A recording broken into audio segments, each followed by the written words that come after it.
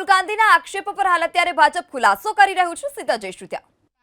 Because the documents are in the public domain, people of this country have also seen the documents.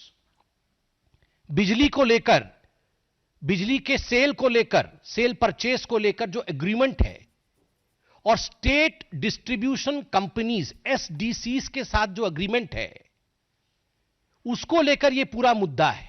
US और भारत, इन दोनों के बीच electricity का लेन then, दो कंपनियां हैं, एक भारत की कंपनी है, एक यूएस की कंपनी है, और भारत के 4 राज्य हैं. ये 4 राज्य कौन कौन से हैं, जिनका नाम यूएस के कोर्ट में भी आता है और भारतवर्ष में तमाम चैनलों ने उन 4 राज्यों के नाम को उजागर किया है. यह पूरा मामला जुलाई 2021 से फरवरी 2022 के बीच का है. जुलाई 2021 से फरवरी 2022 के बीच का है. और उस समय जो 4 राज्य में SDC, state distribution company, electricity distribution company, वो स्टेट की ही प्रॉपर्टी होती है, स्टेट गवर्नमेंट की. छत्तीसगढ़ की सरकार, छत्तीसगढ़ में किसकी सरकार थी? कांग्रेस पार्टी की, भूपेश बघेल जी की सरकार छत्तीसगढ़ में उस समय मौजूद थी. डॉक्यूमेंट्स में भी मौजूद है. उस समय आंध्र प्रदेश में, जहां सबसे ज्यादा लेन देन के विषय में चर्चा हुई, दीज आर ऑल एलिगेशंस, ये जो तथाकथित लेन देन के विषय में बातचीत हुई है, सर्वाधिक आंध्र प्रदेश में हुई है. किसकी सरकार थी आंध्र प्रदेश में? क्या भारतीय जनता पार्टी की सरकार थी? नहीं. क्या हमारी समर्थित सरकार थी? नहीं. किसकी सरकार थी? वाईएसआरसीपी की सरकार थी. उस समय तमिलनाडु में, क्योंकि तमिलनाडु का नाम भी इसमें आता है, उनके स्टेट डिस्ट्रीब्यूशन कंपनी का नाम आता है. किसकी सरकार थी? डीएमके, आपके सहयोगी स्टालिन जी की सरकार थी, डीएमके की सरकार थी. उस समय उड़ीसा में किसकी सरकार थी? बीजेडी की सरकार थी. तो स्वाभाविक रूप से ये चारों राज्य जिसका जिक्र डॉक्यूमेंटेशन में सामने आया है, यूएस में सामने आया है, उन चारों राज्य में ना तो हमारे मुख्यमंत्री थे और ना ही हमारी समर्थित सरकार थी, कांग्रेस और उनके सहायक दलों की सरकार थी. और आज राहुल जी ने अपने प्रेस कॉन्फ्रेंस में कहा है कि उन्हें कोई आपत्ति नहीं यदि किसी भी पूर्व मुख्यमंत्री से या उनके पूर्व नेता से पूछताछ हो. तो ठीक है, भूपेश बघेल जी से पूछताछ हो, हमें भी कोई आपत्ति नहीं है. ये चारों राज्य के जो मुख्य नेता हैं, जिनके अंडर में इलेक्ट्रिसिटी बोर्ड इत्यादि रहा होगा, इनके मुख्यमंत्री हो, उनसे पूछताछ करें, हमें काहे की आपत्ति होगी? आप केस करिए ना, आप केस करिए, बिल्कुल पूछताछ करिए. और आपने एक बोर्ड दिखाया, बिजली का बिल आपका और मुनाफा उनका.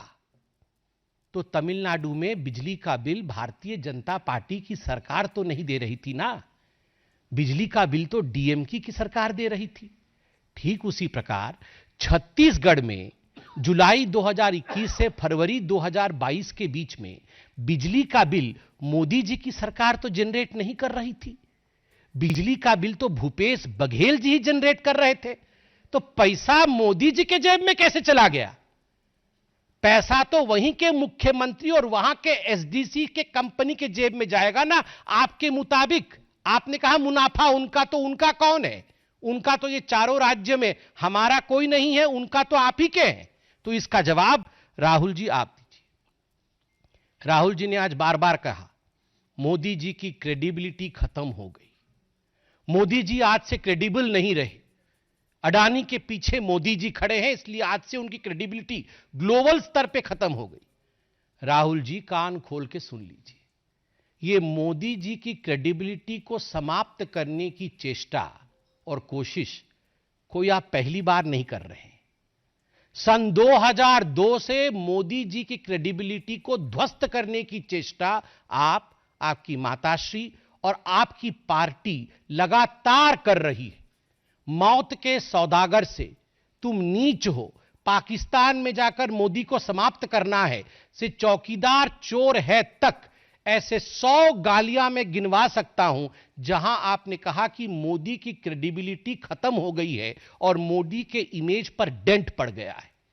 मगर राहुल जी, जब आप पीसी कर रहे थे और जब मैं पीसी कर रहा हूं, तो हमारे देश के आदरणीय प्रधानमंत्री नरेंद्र मोदी जी की क्रेडिबिलिटी आज इतनी हाई है कि हमारे देश से कोसों मील दूर, हजारों मील दूर दूसरे देश में आज हाईएस्ट सिविलियन अवार्ड उन्हें दिया जा रहा है। यह है मोदी की क्रेडिबिलिटी।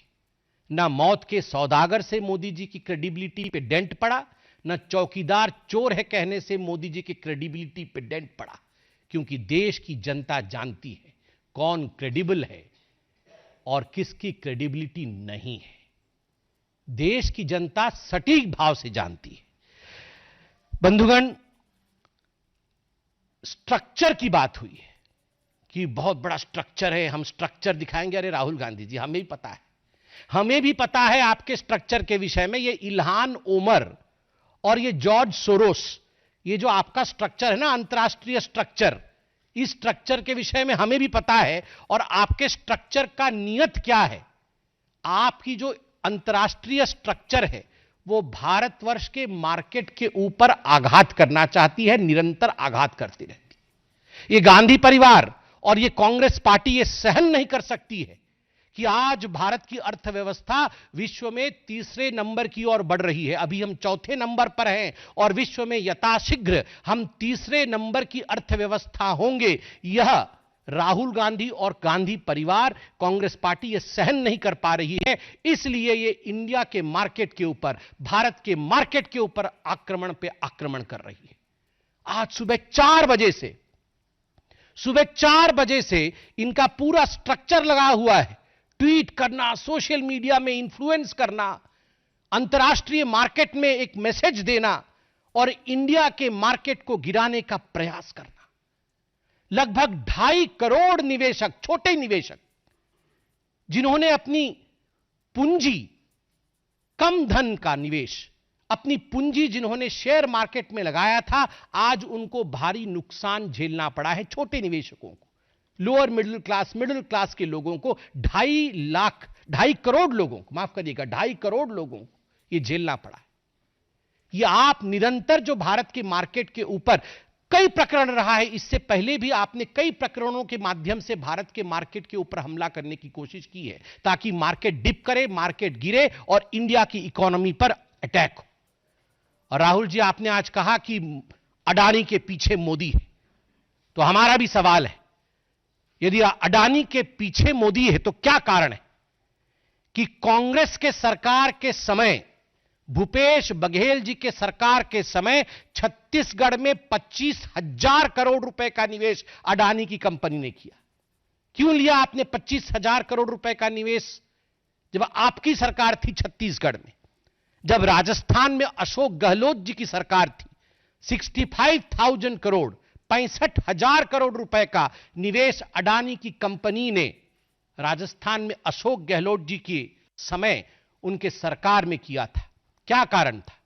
कर्नाटक में जब कांग्रेस पार्टी की सरकार थी और अभी भी कांग्रेस पार्टी की सिद्धरामैया की सरकार है, अडानी की कंपनी ने 1 लाख करोड़ रुपए का निवेश करने का वादा किया था। मैं अभी रिसर्च करके आया नहीं हूं कितने का निवेश हुआ है, वो अभी हम निकाल लेंगे। छत्तीसगढ़ में और बाकी राज्यों में तो हो गया है, मगर कर्नाटक में 1 लाख करोड़ का निवेश करने का वादा किया था। बंगाल